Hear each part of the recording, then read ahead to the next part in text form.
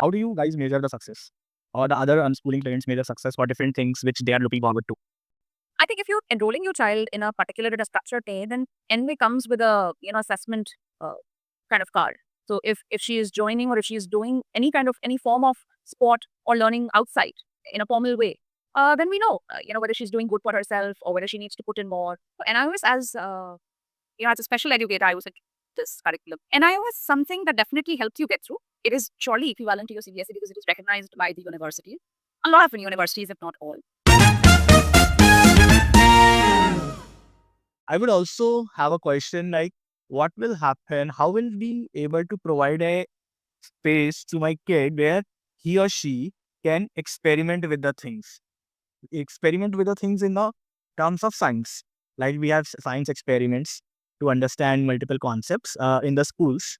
So, if in India there are some spaces like that where an unschooling kid can actually go and enroll themselves for such things, or there is some other way to actually navigate it. I think when we talk about science experiments, your kitchen and bathroom are the best labs to start from because you have enough material to gain hands on experiments and, blow them out, which, of course, as parents, we become very, very cautious and, kind of mindful of what's happening. But having said that, thankfully, cities uh, like Bombay, Pune, Calcutta, they do have science museums. They do have, you know, uh, private spaces where there are, experiments where they encourage, uh, you to come and as a group and maybe as a homeschooling group, you can go attend, uh, certain days and experiment within the given boundaries. So Pune definitely has it. Mumbai again, I think. I think you also keep having a lot of events now, so things are more open.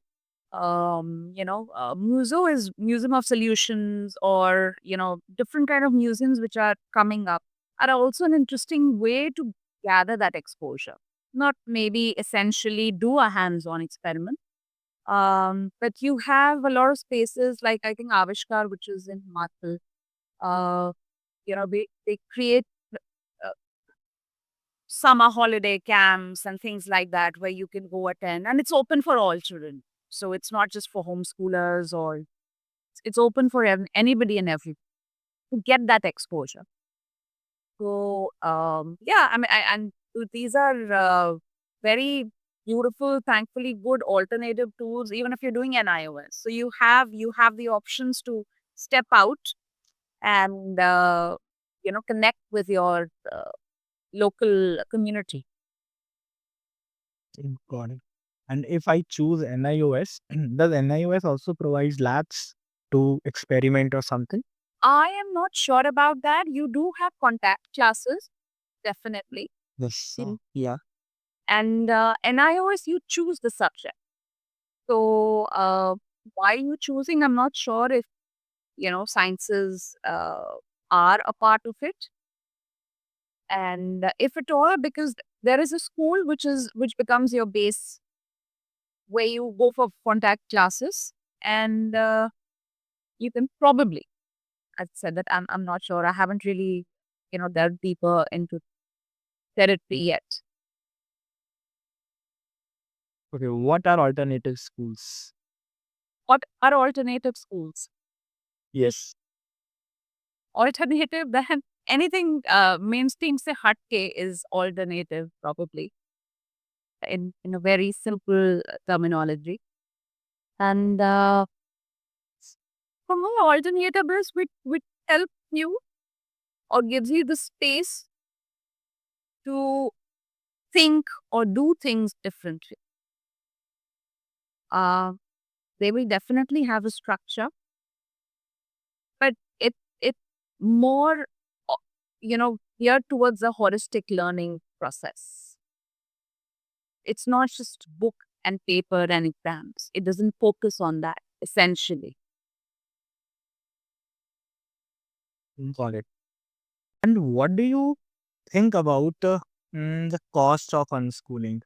Is it more than the mainstream schools? Is it less? Is it equal? How does it look like in when it's actually happening in your life? Okay, we have chosen this. Now we have to create hundred of experiences, maybe, and the cost is rising or something like that. I think the best is that you could control your finances because you are not compelled to pay the fees. You choose your monthly expenses. You choose your annual expenses. Uh, so it's a more open, free flowing. We could be spending almost the same amount as a normal school goer goes if and when we are traveling. But there may be times depending on what's happening at the home front, the financial front, and our experiences or the choices may become different. So I think it's a very pocket friendly way to live. Kabhi upar, kabhi niche. You can live and experience all kinds of means to enjoy and and it also helps. It again brings in very naturally among the children also that okay, this is the budget for this month or for this week. You know, we can't really step over it, and if we do, then probably it's this or that. So it's an ongoing process, and that's what I enjoy about the entire process. That it's not taught to you as a subject. Financial literacy is not a concept; it's a lived experience. You're doing that at every step of your life, or of your journey. So I think you can absolutely plan really well, and it need not be as expensive as the international school going piece is, because we as a family, as I said, that we take the basic means of transport to the, if we're taking the air, means of transport, air transport, or so we choose to use everything possible and not believing that this is the only way, up or down. So as per the experience, as per the need, if we're doing Bombay, Pune, probably road, uh, if it's just me and my daughter, then we take the bus. But if it's the family, then we take a cab or so it depends on that. So it's a situation based thing. So, and as I said, that we don't have the pressure to, fulfill every month or the quarter fees. Uh, it it makes it easier and more flexible. So in your control, in some way. So it can be pocket friendly as compared to international schools, as you said, but it can be can it be pocket friendly as compared to the mainstream schools also? Absolutely, absolutely. Because if you're choosing to go for various classes or enroll the kids in various classes, it's not. It doesn't come easy. It doesn't come very cheap. So you have to spend a decent amount. But yes, we save on the notebooks and the book, uh, the bags and the uniforms, and definitely the extras that a school demands. And we use that. We can use that more effectively for our life's experiences. So yeah. Mm. And how do you find like-minded people to build the community and work together? Like you have created the tribe, so I would like to know the process around it.